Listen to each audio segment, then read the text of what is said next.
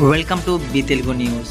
కడప జిల్లా బద్వేల్ నియోజకవర్గం వైసీపీ అభ్యర్థి సుధా నామినేషన్ కార్యక్రమానికి ఎంపీ అవినాష్ రెడ్డితో పాటు బద్వేల్ నియోజకవర్గం నలుమూలల నుండి జనాలు తండోపతండాలుగా జనసంద్రంలా పాల్గొన్నారు.